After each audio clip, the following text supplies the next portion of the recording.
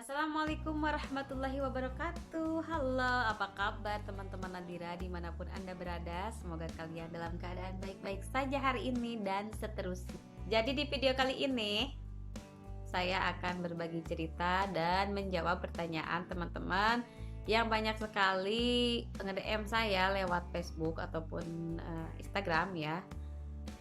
Ada pertanyaan yang menanyakan tentang karakter orang-orang Turki, khususnya itu laki-laki Turki ya. Karena memang mereka itu mendengar dari youtuber-youtuber atau konten kreator yang mayoritasnya tinggal di Turki, katanya teh kalau orang Turki itu katanya keras ya, teh kalau orang Turki itu bersih banget teh, kalau masak yang agak bau-bau dikit katanya ilfil teh, kayak terasi ikan asin gitu ilfil teh, atau kayak mereka itu bersih banget teh, kayak mereka itu melarang, katanya nggak terlalu suka itu pakai apa, kalau isinya itu pakai make up gitu teh. Gimana itu? Oke, jadi saya akan bahas di sini setelah yang satu ini.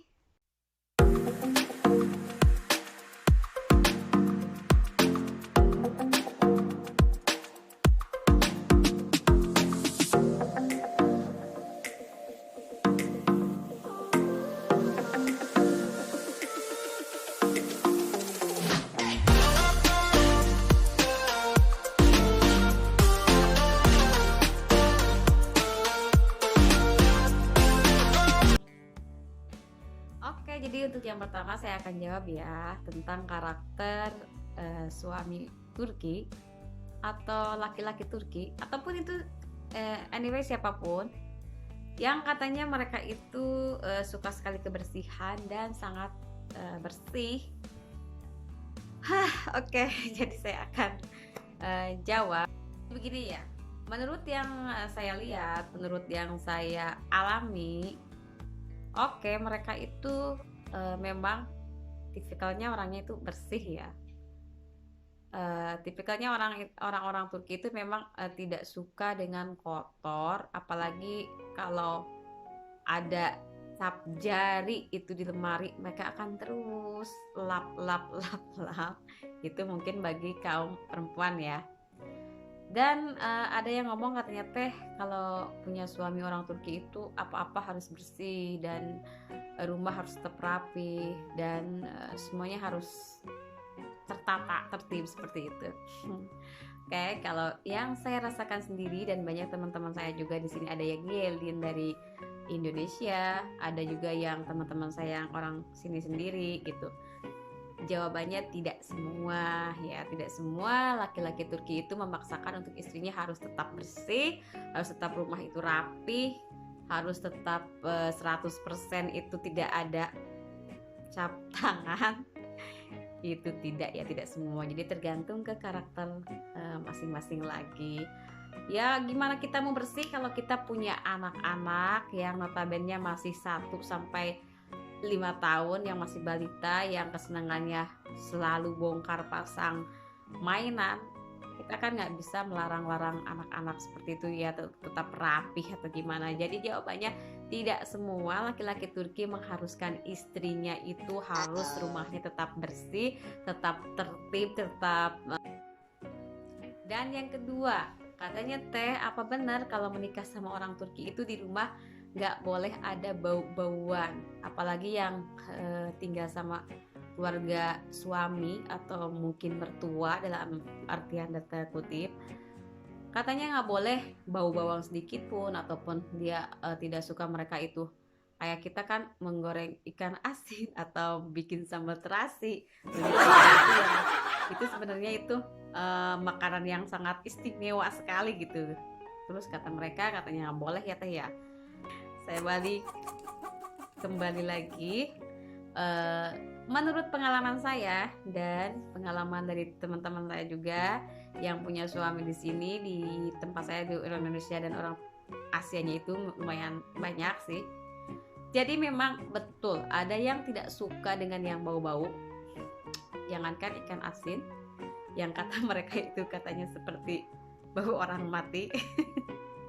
Ada juga ya jangankan asin atau terasi ya, sampai bau bawang pun ada yang tidak suka seperti itu. Memang ada juga Tetapi di sini ini yang menurut pengalaman saya dan apa ya yang saya temukan, tidak semua, kebanyakan kalau si suaminya itu menikah sama orang Asia dan mereka itu mengerti biasanya kalau si istrinya itu suka kadang dengan makanan-makanan yang bau-bau agak ajib seperti itu, di antaranya seperti ikan asin, sambal terasi, semur jengkol, pokoknya yang enak-enak itulah pokoknya. Jadi tidak semua tidak suka dan tidak semua suka, tapi kebanyakan kalau di sini ini yang sudah saya survei ke teman-teman saya yang nggak Indonesia aja ya, pokoknya Asia, mereka itu kebanyakannya mengerti. Dan seperti yang saya juga alami, keluarga saya juga, jangankan suami, yang mungkin kalau suami sih biasa-biasa aja karena dia itu memang sering di Indonesia dan sudah sangat mengerti dengan kita. Bahkan mertua saya pun tidak masalah bagi kalau keluarga saya sendiri, suami dan keluarganya tidak pernah masalah walaupun saya goreng ikan asin sekalipun di depan hidung mereka. Ya mungkin mereka itu sebenarnya mau muntah tapi mereka tahan. Tapi alhamdulillah kami masih saling menghargai antara kebiasaan masing-masing makanan gitu. Dan bukan hanya dari Indonesia saja atau dari Asia saja yang ada makanannya yang bau-baunya ajib ya teman-teman. Ada juga makanan Turki yang baunya itu sangat ajib juga. Itu ada satu namanya keju atau penir ya. Nggak tahu di daerah yang lainnya ada atau tidak ada. Cuma yang pengalaman saya di sini yang saya lihat ada namanya penir. Namanya itu surki dan baunya lumayan ajib seperti bau apa ya? Kalau menurut saya sih seperti baunya kaos kaki. Ya mungkin agak mirip-mirip lah dengan bau ikan asin peda ya begitu. Dan di situ kita harus bisa saling memahami, saling bisa mengerti ya. Apalagi ini udah urusannya perut. Jadi kalau sudah urusannya perut itu sudah susah dan tidak bisa diganggu gugat. Oke.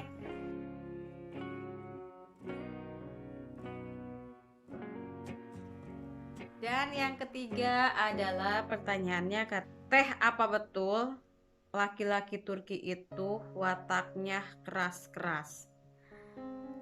Oh, bingung jawabnya ya. Keras itu dalam artian apa? Dalam kutipan apa? Kalau menurut saya itu bukan keras ya. Keras apanya ya? Keras kepalanya atau keras hidungnya? Atau karakter ya kali ya.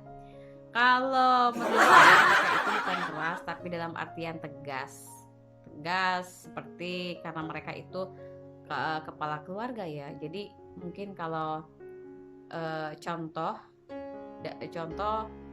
saya mau keluar dan minta izin terhadap suami, saya mau pergi jam 8 dan mungkin suami saya juga akan mengizinkan saya dengan syarat, oke, kamu pergi jam 8 tapi kamu harus pulang sampai mungkin jam 11 atau jam 12 sudah ada di rumah, atau jam 2 sudah di rumah, dan dengan syarat kamu nggak boleh pakai bis ya, kamu harus naik taksi ya, atau sebaliknya, anyway apapun syaratnya itu oke. Dan itu wajib kita turuti, kalau tidak ya mungkin agak sedikit keras itu tadi. Tapi saya pikir itu bukan keras ya, tapi namanya itu tegas. Oke. Dan yang ketiga adalah pertanyaannya, katanya suami orang Turki itu tidak suka atau melarang istrinya pakai make up kalau keluar ya tentunya.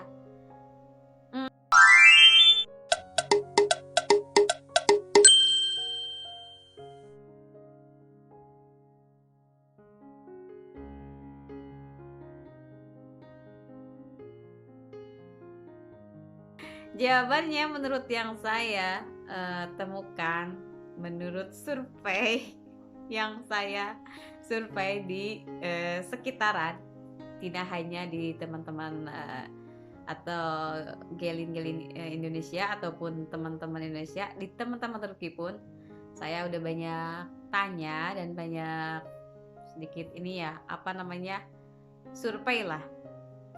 Dan kalau menurut saya sih karena saya tinggal di sini, saya tidak tahu juga di daerah lain, baik lagi ya. kembali lagi ke tempatnya mungkin, kembali lagi ke orangnya mungkin. Kalau di sini itu 70% suami Turki tidak masalah. Dan ini menurut survei yang saya temukan dari banyaknya teman-teman saya yang menikah sama orang sini, baik itu dari Indonesia ataupun dari Asia yang lainnya, ataupun dari luar Asia, ataupun dari orang Turkinya sendiri. Menurut saya bebas-bebas aja.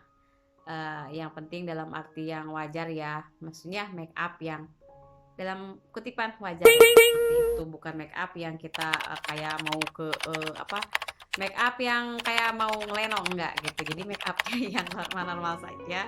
Lagian kalau mungkin kalau orang Turkinya sendiri kalau tanpa di make up juga udah cantik ya. Jadi itu kalau jawaban saya, tidak semua orang Turki itu melarang istrinya memakai make up. Jadi kebanyakan yang saya temui di sini tuh mereka bebas-bebas aja, istrinya mau pakai make up atau tidak, mau pakai hijab atau tidak, itu mereka bebas-bebas aja.